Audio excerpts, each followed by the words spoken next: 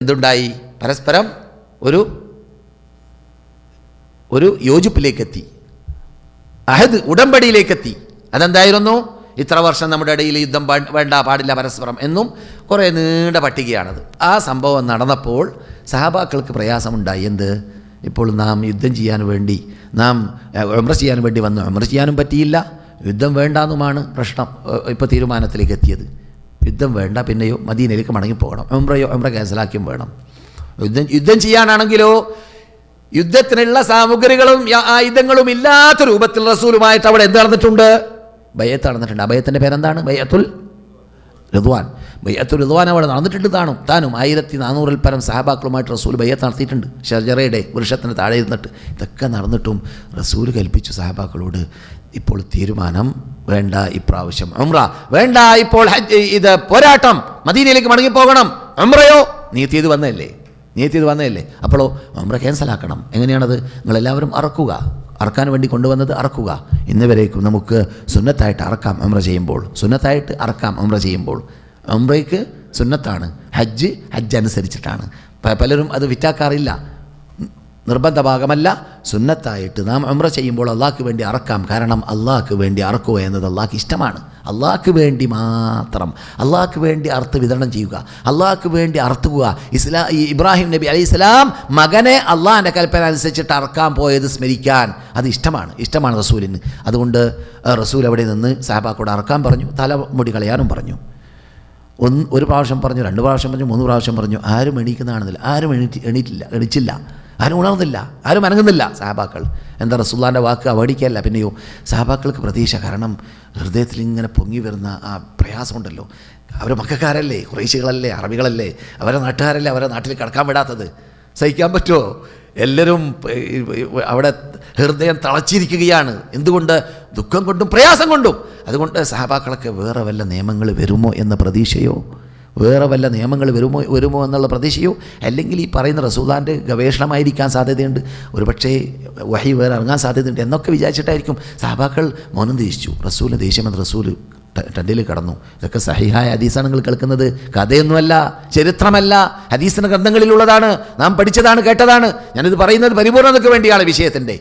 അങ്ങനെ അള്ളാഹുവിൻ്റെ ദൂതരത ടെൻറ്റിലേക്ക് കടന്നപ്പോൾ മുഖം ചേഞ്ചായിട്ടാണ് കിടക്കുന്നത്. ഉമ്മു സലമ റസൂലുള്ളാഹിൻ്റെ കൂടെയുണ്ട് ഹുദൈബിയയിൽ. ഉമ്മു സലമ റസൂലിൻ്റെ കൂടെയുണ്ട് ഹുദൈബിയയിൽ. ഉമ്മു സലമ ഇത് കണ്ടപ്പോൾ ചോദിച്ചു, റസൂൽ എന്താണ് പ്രശ്നം? പറഞ്ഞു, ഞാൻ എൻ്റെ വാക്ക് പാലിക്കുന്നില്ല സഹാബാക്കൾ, ഞാൻ അവരോട് അറുത്തിട്ട് തലമുടി കളയാൻ വേണ്ടി പറഞ്ഞപ്പോൾ അത് കേൾക്കുന്നില്ല.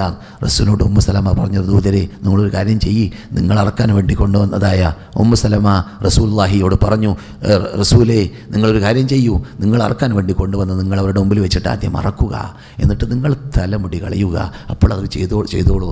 റസൂലുള്ളാഹി വിധി ഇറങ്ങിയതുപോലെ തന്നെ, അത് അള്ളാഹിൻ്റെ ഓർഡറാണ്, വിധി ഇറങ്ങി എന്നത് ഉറപ്പാക്കാൻ വേണ്ടി പ്രവർത്തന രൂപത്തിൽ അവിടെ റസൂലുള്ളാഹിൻ്റെ ആ വാഹനത്തെ അവിടെ വെച്ചിട്ട് അറുത്തു. റസൂൽ അറക്കാൻ വേണ്ടി കൊണ്ടുവന്നതിന് അവിടെ വെച്ച് അറുത്തിട്ട് തലമുടി കളയാൻ ആരംഭിച്ചപ്പോൾ റിപ്പോർട്ടകൻ പറയുന്നു, എന്ത്? അവിടെ ഞങ്ങൾ പരസ്പരം മരണപ്പെട്ടു പോകുമോ, ഒരാൾ മറ്റാളെ കൊന്നുപോകുമോ എന്ന് ഞങ്ങൾക്ക് തോന്നിപ്പോയി. ധൃതിയിൽ തലമുടി കളയുവാനും അറക്കുവാനുമുള്ള ധൃതിയിൽ, എല്ലാവരുടെ കയ്യിലും കത്തിയാണേ, അത്ര ധൃതി. അപ്പോൾ റസൂൽ ചെയ്തപ്പോൾ അതങ്ങനെ തന്നെ എല്ലാവർക്കും ഫിറ്റാക്കാൻ തോന്നി.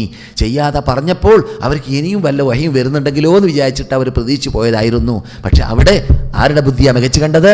നമ്മുടെ നേതാത്തിയായ ഉമ്മു സലമ റളിയല്ലാഹു തആല അൻഹയുടെ വിധിയാണ്. നമ്മുടെ ഇമാമുകളായ ഇമാം നവവി, അവർക്ക് ശേഷം ഹാഫിദ് ഇബ്നു ഹജർ അസ്ഖലാനി പോലത്തതായ റഹ്മത്തുള്ളാഹി അലൈഹിം, അവരൊക്കെ ഇവിടെ ചർച്ച ചെയ്യുന്നുണ്ട് ഈ വിഷയത്തെക്കുറിച്ച്.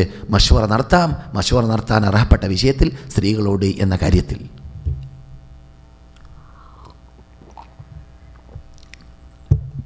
അപ്പോൾ ഞാൻ പറഞ്ഞു, ഇത് ചരിത്രമല്ല, പിന്നെയോ ഹദീസാണ്. എവിടെയാണ്? ബുഖാരിയിൽ 2731 നമ്പർ ഹദീസ്, മുസ്ലിമിൽ ബുഖാരിയിൽ തന്നെ മടങ്ങി വന്നിട്ടുണ്ട് പലയിടത്തിൽ, അതിൽ പെട്ടാണ് 2732, 731 32.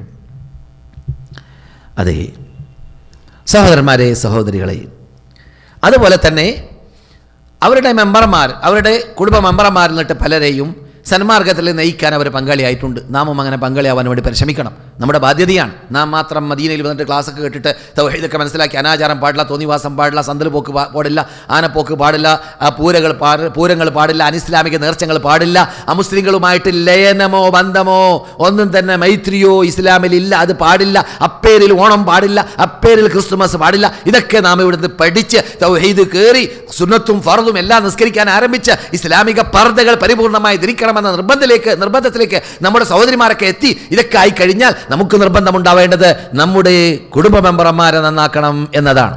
കുടുംബ മെമ്പർമാരെ നന്നാക്കണം കഴിവിൻ്റെ പരമാവധി. കത്തിലൂടെ, ഫോണിലൂടെ, ടെലിഫോണിലൂടെ, ടെലക്സിലൂടെ, അല്ലെങ്കിൽ മാധ്യമങ്ങൾ ഇൻ്റർനെറ്റിലൂടെ പല നിലക്കും ഇന്ന് സാധിക്കുന്നതാണ്. അതൊക്കെ ചെയ്യണം. പുസ്തകങ്ങൾ അയച്ചിട്ട്, കേസറ്റുകൾ അയച്ചിട്ട് ഇതൊക്കെ നമുക്ക് ചെയ്യാവുന്നതാണ്. അത് നിർബന്ധമായ ഭാഗവുമാണ് എന്നത് നാം അറിഞ്ഞിരിക്കേണ്ടതുണ്ട്. സമയം സഹോദരന്മാരെ സഹോദരികളെ, എന്താരും ഉണ്ടാത്തത്? സഹോദരന്മാരെ സഹോദരികളെ, അങ്ങനെ അബൂ സുഫിയാൻ ഇബ്നുൽ ഹാരിസ് അവരുടെ ഉമ്മു സലമയുടെ സഹോദരനായ അബ്ദുള്ള, ഇവർ രണ്ടുപേരും റസൂലുള്ളാഹിനെ പൊളിച്ച ചീത്ത പറഞ്ഞ് ജീവിച്ച ആളാണ്. അവർ വഴിമധ്യേ റസൂൽ മക്കയിൽ നിന്നിട്ട് മക്ക മദീന വഴിയിൽ ജുഹഫയുടെ ഭാഗത്തിലേക്ക് എത്തിയതായ വേളയിൽ അവർ രണ്ടുപേരും അവിടെ ഉണ്ട്. റസൂലുള്ളാഹിന്റെ അടുക്കലേക്ക് പ്രവേശിക്കണമെന്ന് അനുവാദം ചോദിക്കുന്നുണ്ട് എന്ന വാർത്ത കേട്ടപ്പോൾ റസൂലുള്ളാഹി സ്വല്ലല്ലാഹു അലൈഹി വസല്ലം മടിച്ചു. എന്താണ് റസൂലുള്ളാഹിനെ പൊളിച്ച ചീത്ത പറയുന്ന പറഞ്ഞാൽ അറബികൾക്കൊക്കെ നിങ്ങൾക്ക് ഈ നുബുവത്ത് അവിടെ മാറ്റി വെക്കുകയാണെങ്കിൽ നിങ്ങൾക്ക് ചിന്തിച്ചു നോക്കി, അറബികളൊക്കെ പലപ്പോഴും കത്തി ഉപയോഗിക്കാറുള്ളത് എന്തിലാണ്? എന്തെങ്കിലും അഭിമാനത്തെ കുറിച്ച് ചോദ്യം ചെയ്യുന്ന വാക്ക് പറഞ്ഞാൽ അവരുടെ കത്തി വരും, അവരുടെ പിസ്റ്റോൾ പ്രവർത്തിക്കും. കാരണം അഭിമാന സംരക്ഷണത്തിൽ അത്രയും ധീരുക്കളാണ് പണ്ട് തന്നെ അറബികൾ, അറിയപ്പെട്ടവരാണ് ആ വിഷയത്തിൽ. അതുകൊണ്ട് റസൂലുള്ളാഹി സ്വല്ലല്ലാഹു അലൈഹി വസല്ലമയെ തേറി പറഞ്ഞ് നടന്ന മനുഷ്യന്മാർ എന്നുള്ളത് കേട്ടപ്പോൾ റസൂലിനൊരു എക്കിശക്കും പ്രയാസമൊക്കെ ഉണ്ടായി. പക്ഷേ ഉമ്മു സലമ വിട്ടില്ല.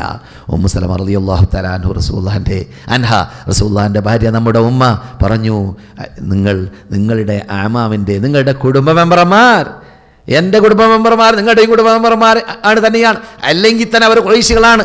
നിങ്ങളുടെ ആമാമുകൾ, നിങ്ങളുടെ ഇളയപ്പയുടെ മകൻ, നിങ്ങളുടെ അമ്മായിയുടെ മകൻ, അവരൊക്കെ നിങ്ങൾ കൊണ്ടുവന്ന സത്യം ഉൾക്കൊള്ളാത്ത ശഖിയായി, ഗതികെട്ടവനായി മാറുക എന്നത്